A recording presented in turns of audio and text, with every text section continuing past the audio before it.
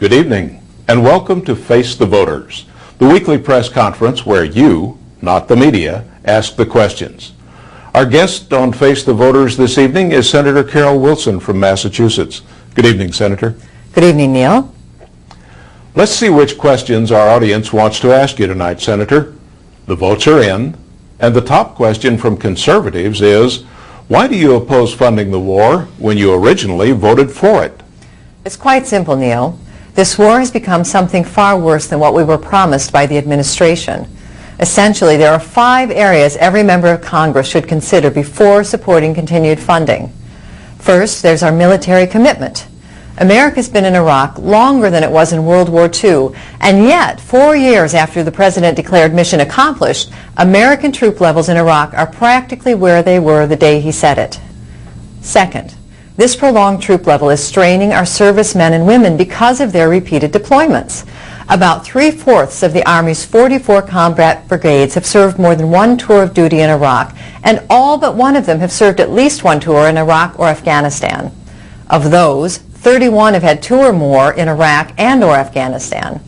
In fact, 9 have done 3 tours and 2 are doing their 4th. Over the past 4 years, 1.4 million troops have served in Iraq or Afghanistan, and more than 420,000, almost a third, have been deployed multiple times to one of those countries. In fact, the military has had to enforce the stop-loss policy on more than 50,000 troops, preventing them from leaving when their enlistment has ended. Third, the costs of this war are running out of control.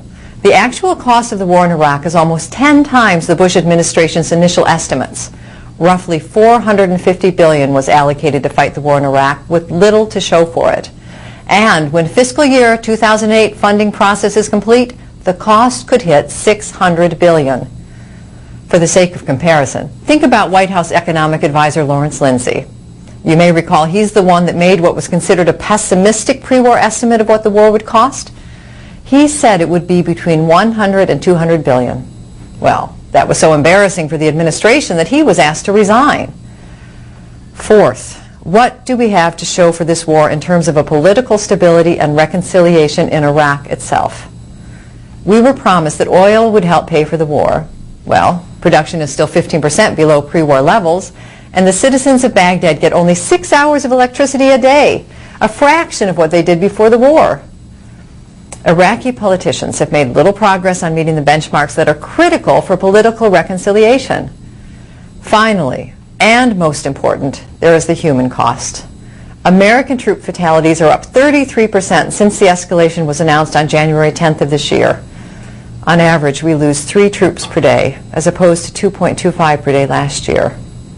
No one really knows how many people have died in this war, but the United Nations estimates that 35,000 civilians were killed in Iraq last year alone. That's why I oppose further funding, Neil. All right, now before we take the first question from liberals, let's see how the audience feels about your answer. Well, it looks like conservatives disagree by 3 to 2, but liberals agree by 4 to 1.